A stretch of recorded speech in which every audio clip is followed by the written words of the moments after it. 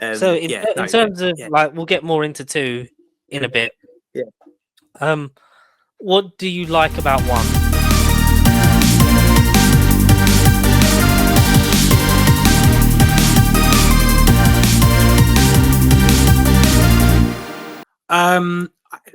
Joaquin Phoenix, Russell Crowe, Connie Nielsen, another shout out. Great return from Derek Jacobi as well, from both 1 and 2.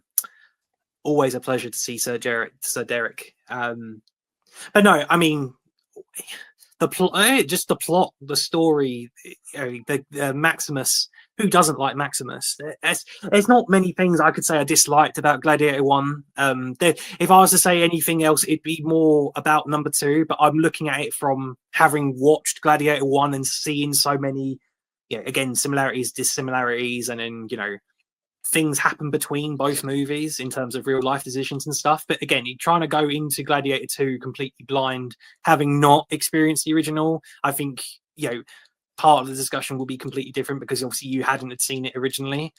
But in Gladiator 1, there's not many things I don't dislike. Without saying I like all of it. Sorry, I probably lost the words. I don't know. This movie touched me deeply. I don't know what to say about it without offending people. So run us through, for anyone that's not seen it, the story for the first Gladiator. So Russell Crowe, Maximus Decimus Meridius, honoured, famed Roman general, who essentially is their top boy. He is the Captain Price to Soap McTavish, if you get called it your reference. If you don't get it, he is the honoured soldier in the battlefield.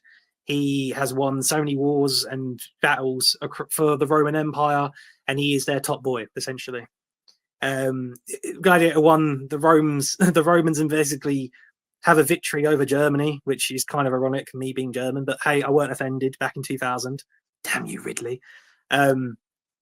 Russell Crowe is their soldier boy. He wins battles. He's amazing. Richard Harris, who is the king of Rome, the name's gone blank. Well, he's Marcus Aurelius, based on the actual Marcus Aurelius of Roman fame. He is elderly. He is basically he's on death's door, and he appoints Russell Crowe to be the successor to the Roman Empire.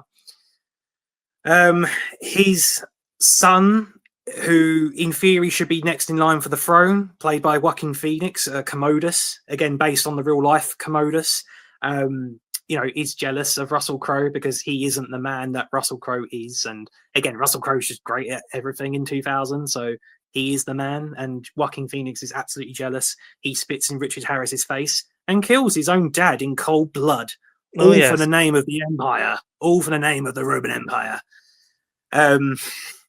So much so, it then turns into a power struggle, frame story. Essentially, Joaquin exiles Russell Crowe from the Empire, ousts his name in shame, and then takes payback by having Russell Crowe's wife and son killed in revenge and in spite of the jealousy between the two characters.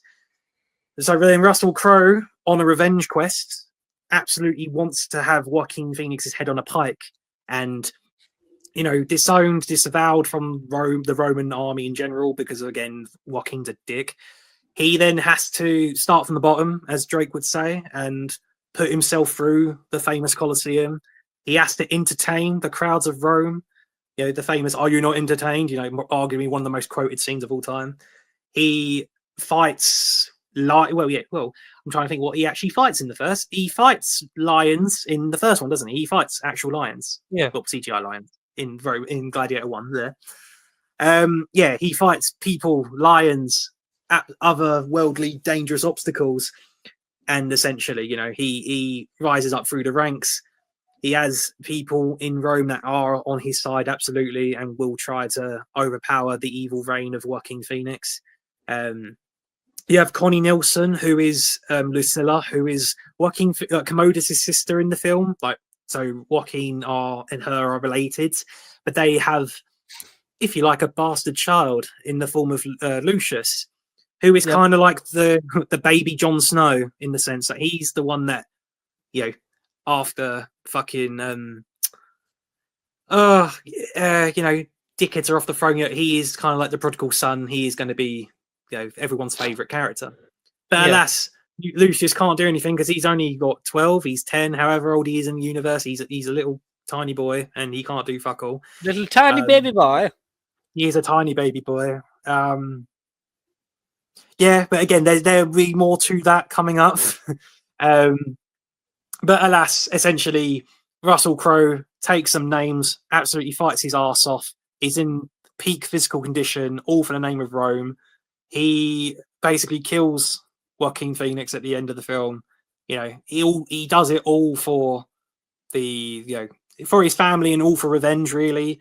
But then, as he kills Joaquin, he puts a knife in Maximus's heart, and it's kind of like a bittersweet thing because the audience, as a viewer, you win because you see the good overcome evil, but then at the cost of his own life.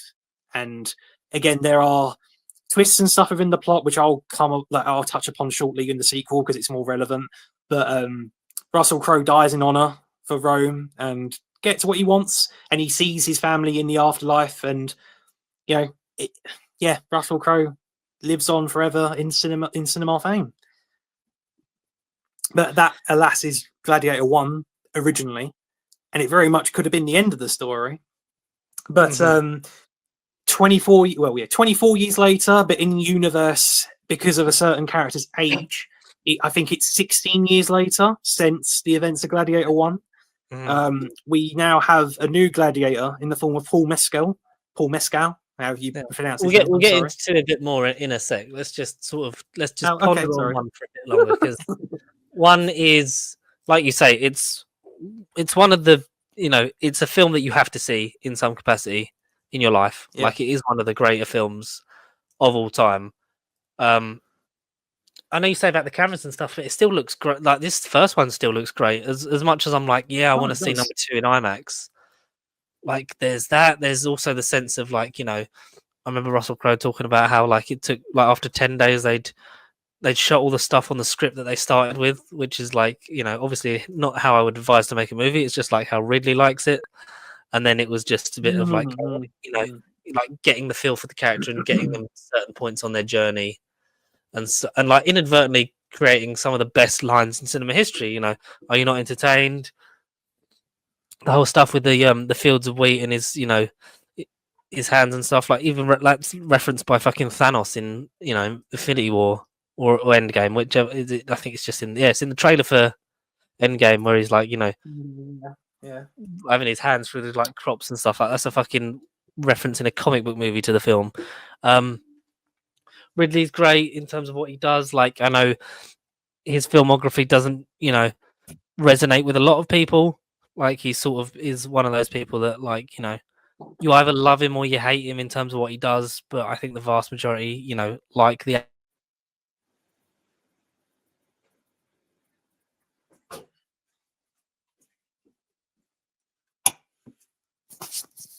Hello, Georgie. Obviously, you've got Jason Reitman doing it, so it's like the legacy of his father. But he, no one would know that franchise better than him, sort of thing.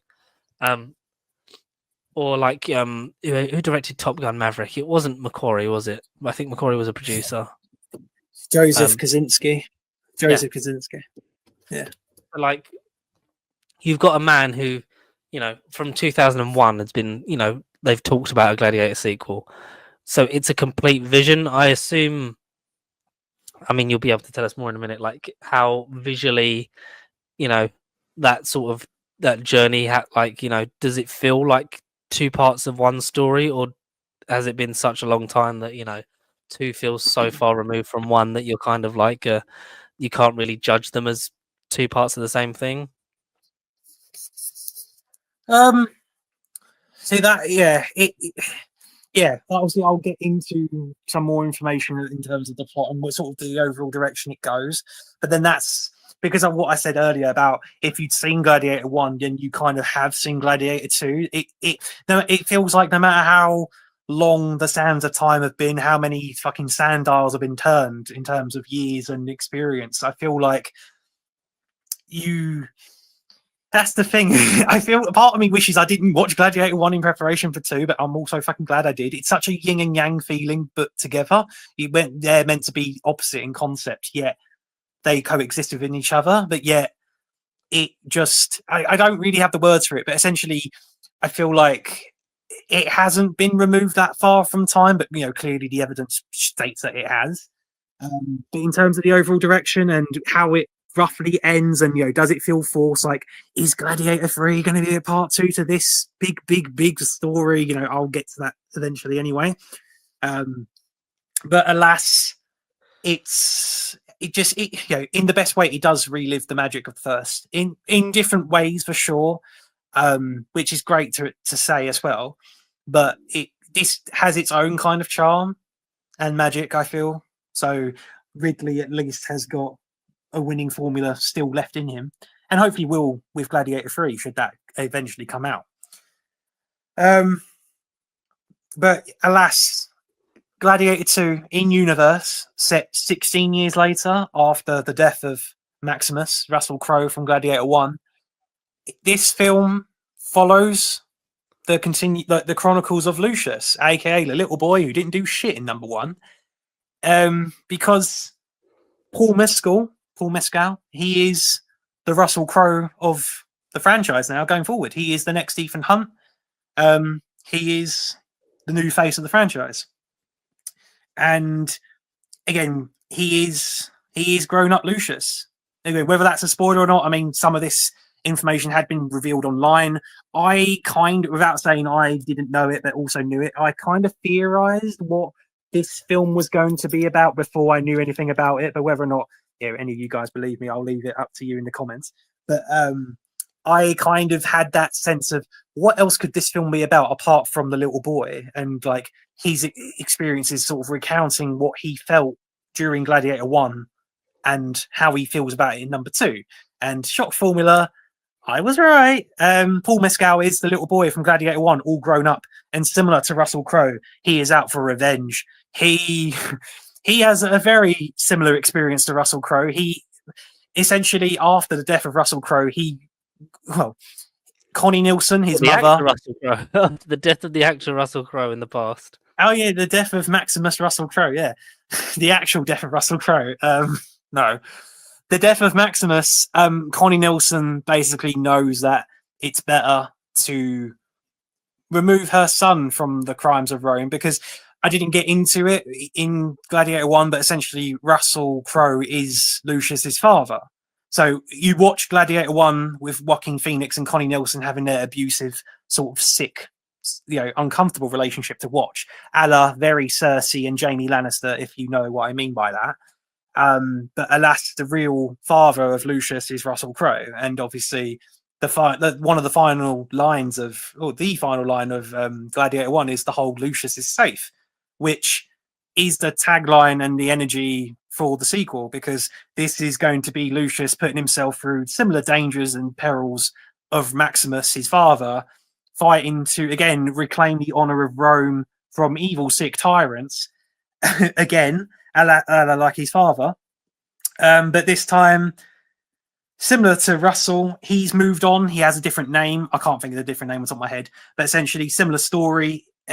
He is he's not exactly a famous general like Crowe. He is just kind of a soldier that just has unfortunate circumstances. He essentially has his wife and child murdered. So obviously Paul Mescal is a very pissed and angry man, and he wants to spit in the face of everyone that ordered his family dead, like his father.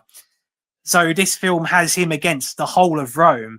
He has reunions with his mother in the form of Connie Nielsen, but to his opinion, because of the way the plot goes down, he feels betrayed by his own mother, because Connie Nielsen kicked him out of his home. Like, Lucius should be the heir to the throne, yet so many dictators have now kind of taken over in Joaquin's absence. How exactly we got to that point in universe is sort of unstated, because in charge of Rome is Joe Quinn and his twin brother, Fred Herchinger, like Emperor Caracalla, and then Joseph Quinn is Emperor Geta, based on the actual Geta Roman mythological figure. Yeah. So them two are in charge of Rome, kind of Joaquin Phoenix, but arguably more camp and less, like, I'd say evil and cruel, but they are just childish. They're immature. They're totally not right for the throne, and they've kind of got Joffrey energy, very much Joffrey, but in a grown-up body. They remind both of them together remind me of King Joffrey from Game of Thrones. Long live the king, king of the north, and all that shit. But unlike that first film where it's just one ruler or one main imperial figure to deal with, you have the ambiguity of Mr. Denzel Washington. You have Pedro Pascal, who, again, from the trailers, I wasn't quite sure how to make of him, whether he was particularly a good person, whether he's an evil person, whether he's another Maximus. But again, I won't exactly spoil the allegiances of what characters, because there is some, there are some twists and turns, and I won't try and reveal who's what and who you should like and who you shouldn't like and whatever. But essentially, there's a lot more blood to be shed. There's a lot more violence. There's different animals to be fight. Like, one of the things that people have been calling out negatively is the CGI monkeys in a certain fight scene. And yes, you can absolutely tell they're not real. There could be some improvement in how that certain sequence was perhaps presented, but whether it was it wasn't a real monkey, but whether or not, like, it was completely fake, and Paul Mescal was just really just putting in a performance fighting a fucking whatever inanimate object he would have had to fight himself in green screen. It's a really believable performance, and he, like his father, earns the respect of Rome, and he proper is right, starting from the bottom in this case, and again ascends himself up the rank, up the fame of Rome, and shit goes down like his father does. But yeah, I won't necessarily spoil how exactly it happens. At this point, if you're watching this, it's a spoiler warning. So okay. And by the time this second part will come out next week, so like you're going to have, a whole nother week to have devoured this film by the time it comes out. So, I've heard nothing but good things about it. Yeah. How was Denzel in this? He was my favorite. I mean, I loved the performances of absolutely everyone. Again, some twists and turns, some role reversals in terms of, like, again, who you should think, who you start to like at the beginning of the film, and then who you end up hating at the end. But for me, I'm also looking at it because I haven't seen Denzel in so many things. I know, don't hate me in the comments. Like, I'm Denzel, not comparing him to Russell Crowe, because I do feel like he is a slight league above Mr. Crowe, but there are so many, arguably too many gaps of Denzel, which I hate to admit I've not seen. But every time Denzel's on screen in this film, he absolutely steals each and every scene. Like, if anyone should be at least best supporting actor, I feel like it goes to Denzel. I think he, for me, carried this entire movie. He was just something else. He is the Tom Cruise of this movie, but without being physical. He was insane. Yeah. I mean, he is. The man just oozes that fucking charisma, doesn't he? Yeah. Still, despite, again, how old? I'm thinking, how old is Denzel? Because, again, not to slight topic change, he's kind of come out and hinted that this might be one of his last sort of big roles. And this could be not necessarily a turning point of his career as such, but he said things to suggest that he is getting on a bit, and whatever he picks next, he will be picky over, and it might be a handful of films until he eventually packs up and goes on the Hollywood Walk of Hall of Fame, the red carpet fame. I'm totally butchering it, but if this is one of his last performances, this is absolutely iconic, and Denzel just made this movie like an 11 out of 10 for me. He was amazing. But again, there's nothing new. It's Denzel goddamn Washington. But yeah, essentially, again, shit goes down. Allegiances are revealed. Twists and turns happen left and right. Paul Mescal's view on the world of Rome and people around him completely changes and goes upside down. Oh, sorry. Hello. Sorry, you literally went silent. So I said, so what was you Oh, I saying? was Could talk- you repeat it? oh, when did I cut off? I was just talking for like the last 30 seconds. I don't know. The internet dropped a little bit, and then it was a bit of silence after how good Denzel is. Okay. Well, I just said roughly. I said, yeah, Denzel's great. It's 11 out of 10. And then, yeah, I said shit goes down with the plot. Twists and turns, allegiances are revealed. Paul Mescal's perception of things really goes through a blender. And allegiance again, like things change for him. Like arguably, in ways, I feel like a better protagonist than Maximus, but then not to discredit Mr. Crow at all, but I just feel like I really did feel for Lucius in this movie.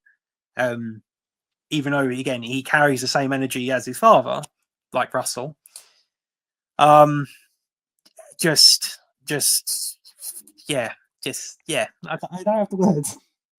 I don't have the words. Just iconic stuff, really. Loved it. I did love it. But if Gladiator 3 gets cancelled overnight, if plans change and things happen, then I feel like this movie can end on this note. It doesn't feel like a Gladiator like part one, and then Gladiator 3 is going to be a part two. This very much just feels like its own movie. It could have ended on a different note, but then luckily the movie has enough runtime in it to get to a natural point of this is the movie, this is it. If something happens to any of us tomorrow, then at least we can call it a day on this note. Long live Paul Mescal, long live the Empire of Rome, and everybody wins? Question mark. But no, it's all for a better Rome. But essentially unites itself at the end. I won't go into detail because I'm a nice person and I want you all to kind of figure out some aspects of it for yourself. Yeah, everybody kind of wins in the best and worst way. Obviously, there are heads. There are kills. There's not everyone makes it in the movie, but the last few people standing are all master players of the game. They know exactly what they're doing, a la the Game of Thrones. Just iconic stuff, but done in a different way that isn't just a carbon copy from the original, which I'm glad to say, thinking about it on the spot.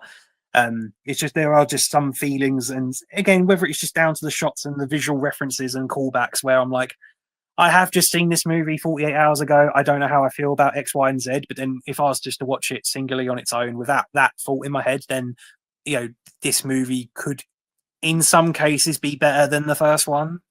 But I feel like between 2000 and 2024, there have been enough projects, whether done on film or TV, that have obviously inspired. I like to say Ridley and I think most of the team from the original are back on this production, but you can clearly tell that some thought and care and at least some new voices and new opinions have gone through into this project, and ultimately I left with the same energy of the first, and both movies are like a coliseum of an experience themselves. They're both 10 out of 10s arguably for different reasons, so that is absolutely why you should go and see Gladiator 2. In a very, very long nutshell, it's fucking amazing. I mean, what you won't like is that the connection kept dropping there, so I only got about 10 seconds of that. No, you're joking. I am 100% not joking. Oh, so what did I get? What did you get? It kept cutting off, and then he went, and that's why you should see Gladiator 2. No. Self-censored by Ridley Scott. How did you see it in just standard 2D, or did you see IMAX? Like, how did you see it? So I did do it in 4DX, and I won't say it was it wasn't a Mission Impossible Fallout. It wasn't a Top Gun Maverick. It wasn't like this iconic 4DX experience. It was good enough, and it definitely enhanced some of the action scenes for sure. And I definitely felt like I had been through a workout of some sort physically, just watching Paul Mescal fucking fight lions and monkeys and hurl himself through physical trials and tribulations. But it wasn't a god tier 4DX movie, but it was still a good damn experience nonetheless. Yeah, cool, man. So what was your favorite like set piece? Was it like the big water stuff in the Colosseum? Was there anything else that kind of stood out to you?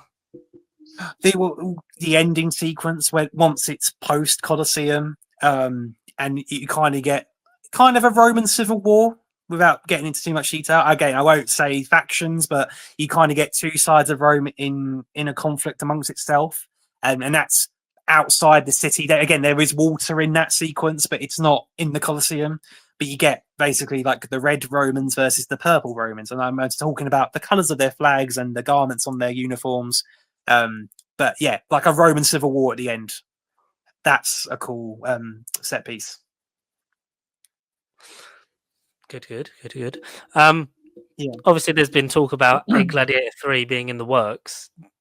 Does it leave it in a position where it's like, oh, I can see where this would go on the next one? Yes. So whether or not it came through originally or not, like before the connection cut on your end, but I did kind of say that this movie, if plans were to change tomorrow and Gladiator 3 gets cancelled or unfortunate circumstances happen, then this movie does end on a note where it isn't needed. This definitely doesn't feel like a part one, which I was kind of all cautious about because I didn't know this movie would be a 10 out of 10, but then end on a bit of a stinker in terms of, but you have to see the next movie. But I can safely say that this movie could easily be the end of the franchise, and tomorrow it can end on this great note, and I'd be perfectly happy with this ending. Although I think Paul Mescal, without quoting the article, I feel like he did say that, Gladiator 3, if it gets made the way it's currently been written or pitched as, he's in a position where, does Paul Mescal want this anymore? Like, is this the Rome that he fought so hard for? Yeah. By the end, Rome does kind of unite, but does he want it like this? Again, there's no plot details or anything under wraps. The movie is very, very early in development, so it probably won't be out for another, 5-6 years if all things are going to plan. Long way off. But essentially, Paul Mescal has kind of hinted at where his character ends up, and whether or not he's kind of set himself up in a position where he doesn't necessarily want to be in anymore. Due to events of the second movie, he doesn't have the will to carry on. Without being too deep about it, it will be more of a self conflict in a turmoil kind of experience for his character. But again, what that actually looks like, who he's got to go up against, and all that stuff is very, ambiguous. But no, this movie easily ends on a good note. It doesn't lead into a part two, which is I'm fucking grateful for in 2024. To be in all honesty, it definitely ends on a note. Mm-hmm. That's all good. It's all good. I mean, yeah, it's one of the few films that I've come round on more of like do we really need this? Like, another legacy sequel kind of thing. But then as the trailer sort of come out, and it was like, oh no, this is like, because not to be sort of like a curmudgeonly old man that's kind of like well, we just it's just superhero movies and animated films, and there's blah blah blah blah blah. This kind of fills a certain hole in the demographic of like cinema goers, like it's just like not just pure action, but it's like more just action historical. Like there's always been a market for that, and there's less and less of those kind of films made. I think like you say, like with Game of Thrones and stuff, that satiated a lot of those kind. Obviously, it's more in the fantasy genre, but there is a distinct love for that kind of film and television setting. But obviously we've had our fair share of that with TV over the last few years. So to get an actual, like, you're right, maybe the push of Game of Thrones and House of the Dragon and things like that have kind of brought about a sort of like mini renaissance in terms of, oh no, sometimes people just like they want to see whether it's accurate or not, because I know there's actual historians that have been arguing how like the film's bullshit and stuff like that. But for sure. In terms of to just be, because film is escapism at its very core, and to be transported into a world that because there's a lot of people that would watch those kind of films because they're interested in that period of history, whether it's right or not. It's up to them, but they want to sort of like live in that and not just be impossible kind of spy films, superhero stuff, and all the same kind of things that we tend to get. And I know it's like, you know, the age-old argument, like it's not an original IP, it's another sequel kind of thing. But when it's been so long that, you know, like with these other films that have taken so long to come around and have a sequel, the advancement in technology and storytelling and what you do next, and there's a whole new generation of actors that are involved in these kind of films. You get to have someone like Denzel Washington be like essentially like a side character, but like to have such to he essentially is the gravitas. He's the one that's like, fuck me, Denzel. Because when would you have ever thought of seeing Denzel in this kind of film? Like That's what I mean. Yeah, like not to discredit. I feel that's yeah. I'm going to say it's a better cast, but I say it's better because I have grown up with some of these actors. I know the more modern names, and I'm not saying the cast of 2000. Had I been alive in the 90s, we were like, that doesn't have the same star power as whatever. Maybe people, reverse the table a little bit. Maybe people looking at Gladiator and going, no, is this it? You could have got so and so or whatever. But yeah, like you say, Denzel Washington in a Gladiator in this sort of style of a format of a movie, like in terms of, sort of Rome historical, almost fantasy movie. This is a thing that is so far removed from his filmography. So when I saw him in the reveal trailer, like he was the one that kind of raised my eyebrows and went, "Oh no!" Like if this movie turns out to be, at least presentable, which of course the trailer was brilliant. He was the reason why I was going, in all honesty, was because of Denzel. Like so far removed, and on paper you would never put these two together. There would have been an obvious link in a million years. But yeah, crazy times. But yeah, like that's the kind of thing, like to have him sort of be the credibility of like, oh no, this film, this film's not messing around. Like there's, it's not just a cash grab. There's stuff that we want to tell, and like you say, it leaves it in a place where it could be the last one. If they do more, like they are looking at doing, it would still then carry on and sort of. I wouldn't want this to then become like, every couple of years we're having like a new Gladiator film, or it starts off that kind of like craze. Gladiator Impossible. But like those kind of things, like to have the genre then come back and sort of oversaturate itself. Like it's nice because you don't get these kind of films that often. It's nice to come back to them. Absolutely not. Absolutely not. Yeah, but, absolutely not. So if you had to sort of, in terms of the two films, like does it work in terms of like thematically? Like does it flow from one to the other? Like apart from obvious, upgrades in technology, like does it feel like one story? Do you feel like you're missing anything, like because of the big time jump? Like does that work? Is there maybe like, does it feel like there's a film in between these that we could have or should have got by now? Yes, not to interrupt you. Yeah, that's yeah. If anything, I feel like it's the world building in between the installments, because I get it's from the main character's point of view. Yeah, I get, because of the age of how he was written originally, you do have to have a logical time gap, because unless the boy in the original looked a lot like Paul Mescal, and he knew from 2000 that should Paul Mescal grow up, he was going to be my main character back all those years ago. I think the original child actor was Spencer Treat Clark, and fair enough, he's obviously grown up. He still has the same face as he did in 2000, but obviously very different voice and body, and the rest. But he didn't reprise. He wasn't interested in reprising the role, so he did have to. Did they approach go him? Back to scratch a little bit. I think they did. I did think they approached Mr. Clark, but I think he did turn down the reprisal. So hence why there had to be obviously a recast in the form of Paul Mescal. I don't know whether or not he was going to be the pick from Spencer, but that's the way the fucking tale unfolded in this case. But I don't know where I was going with all of that. It's kind of thrown me off. Sorry. I've got no, it's fine. I've gone blank. I forgot what I was saying. So what? How does it link? Did you say like both movies as one experience? Watching both of them as like one sort of story.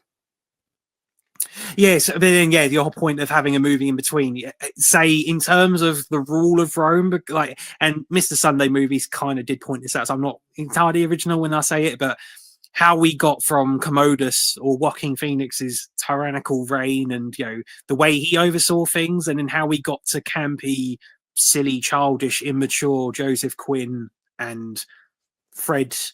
I can't think of his fucking name. Fred Herchinger's like co-reign, because he obviously the Roman royalty. How are they related to Joaquin Phoenix? Like, what was the lineage sense? Because Lucius is obviously a royal heir and he is meant to be like the royal child, but then how the democracy amongst the politics of Rome changed over 16 years ago, that was very much ambiguous and obviously not the focus.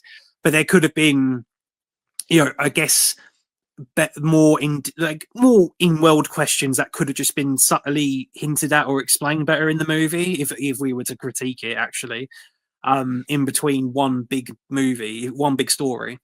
But but I mean, main meat of bones, it's Russell Crowe, and his son, who is the fucking bastard, the chosen child, the chosen one in this case. He is the fucking balance to the force that, unbeknownst to the time, who then kind of has to rise up to the ranks, go through some of the journeys to his father, and doesn't go through the same exact experience. Luckily, doesn't repeat exactly what happened in the original. It does diverge and subtract anyway, but it is a complete enough experience between 1 and 2 for sure. Yeah, there could have been things in between, but maybe Ridley can do that in the form of a TV series. Who knows?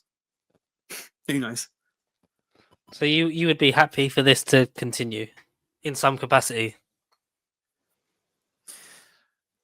Yes. I will say yes. But whether or not there'll be another in-universe gap, hopefully not over 16 years, because unless they're going to age Paul Mescal up either through makeup or through real life, who knows at this point. I'd like to say if and when more information about number 3 comes out, who knows. But if, again, like I said earlier, if it was to end tomorrow, if these plans get scrapped and Gladiator 2 for whatever reason is it, then this very much is the story. There isn't a page that feels ripped out of the book. There isn't oh no, what about this one last paragraph that can be the sum up for the next film? Like, no. This could be it. The Gladiator 1 and 2 could be the complete story, and I'd be very happy with what we have anyway. And that's rare these days in terms of franchises and planning stories out and fleshing out things. But yeah, no, at least Ridley, I think, got that right, to me anyway. Mm-hmm. If you had to rate, if you had to rate both of them. I do. I'm gonna be. I'm gonna say a 9.5 for the first, and I mean, there isn't. I could say 10, but I'm going to say a 9.5 because I did very much love the movie. It's just, I don't know, maybe I'm just being biased in it. It's just visually, it didn't grab me the way a lot of modern movies have. But again, that's purely cinematography and the way they do shots of their cameras and stuff. And I mean that, again, not to say that what we had in 2000 then was absolutely subpar by comparison. Not saying it doesn't hold up by any means, just it's literally what we've had now, and unfortunately we are in that era where we are young and snobby enough, and we've had arguably better experiences visually, but then that's where I feel like for me the main point of, I guess, if I was to compare anything to, or my personal anticipation for it, was how the movie was going to look, how the action was going to be filmed, how it was going to be presented. And that's just, for me, I feel like that's where, aside from the brilliant twists and turns of the characters and Denzel fucking Washington, I feel like this movie is insanely gorgeous. Not to say, again, the first one wasn't by any means, because I do love the color palette of the first anyway. And whereas I feel like this movie has less color, the shots feel more clear. The color tone is just a more standard tone of visual representation, but I don't know, just whoever was on the cinematographer for this film, I feel like if it isn't Greg Fraser, then he would give the Batman, Dune, that filmmaker or cinematographer a run for his money. I don't know. Maybe I give this a 9.75 because, in fairness, like I did say, the world building could have been fleshed out in certain aspects. So I can't. In fairness, as much as I want to give Gladiator 2 a 10, I don't think I can either. They're both 9.5s. They're both as close to a 10 as they could be, if anything. But yeah. No, I think that's fair enough. So, would you want people to go see it? Oh, well, that's absolutely. My voice is nearly gone because of how much we talked about both of these films. No, both of these were incredible. Yeah, but absolutely, you need to see it like this second. Turn off the video, go and see it, and then come back. Well, yeah, it doesn't get more of an endorsing than that from you. So, if you've not seen Gladiator 2 yet in the cinema, please go and check it out. And I will hopefully have seen it by the time Connor is back in the land of in our fair land of for the Christmas season, because we're coming towards the end now. They're coming towards the end of the year, bro. So this will take us through December, and then through to December, sorry, and then we've got 3 more episodes to record, but 2 more episodes, and then that's it. We're off. We're off to see the Wizard, the wonderful Wizard of Christmas. But yeah, man. We'll have to make sure the last one is in person so that we can wish each other a happy festive season. But until then, what screams Christmas more than fathers being avenged by their sons? Gladiator and Gladiator 2. Have you guys seen it? Comments below. Which one's your favourite? Are you a fan of it? Do you like Ridley Scott? Do you like Russell Crowe? Do you like how Paul Mescal was asked if he was excited about meeting the king and went, I'm Irish, so it's not really a list of priorities, like an absolute bad man that he is. What a guy. What a guy, Paul Mescal. And most importantly, were you not entertained, whether or not by the films or by this video? Yeah, exactly. Yeah. And again, thank you to everyone that kind of seems to have just found us and come on board for this podcast, because the views have been going back to sort of like post-COVID times. Like we're getting 40s, 50s, 60s, 70s now again. And if people have just found us, we've had a few new subscribers as well. Thank you so much for coming. Please tell your friends, like, comment, subscribe, share it, like we always used to say. It has felt like the last couple of years that as much as we've not changed that much, that the good times have been coming back, and it's been a fantastic. I know we've got a couple more, so I'll say thank you to Connor in our last time we record together in a couple of weeks. But it's been a pleasure to be podcasting again this year, as it always is. So Connor, give us the outro from whatever country you're in, even though he's not gone yet because timey-wimey. Rome. Yeah, exactly. Maybe I would have been to Rome by the time this comes out, but who knows?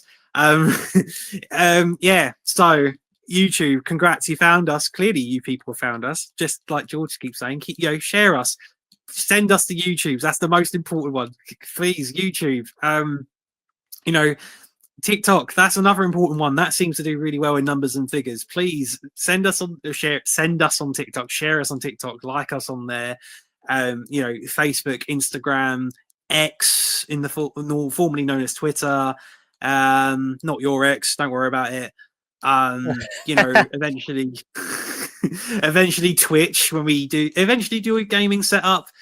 Xbox Live Game Attacks will be in the description. Maybe a PlayStation Network. If someone can rent us a Nintendo Switch, maybe we'll leave a Nintendo ID below in the future as well.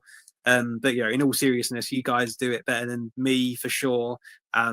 Just keep spreading the word, please, and most importantly, keep entertaining, and we'll try to entertain you back.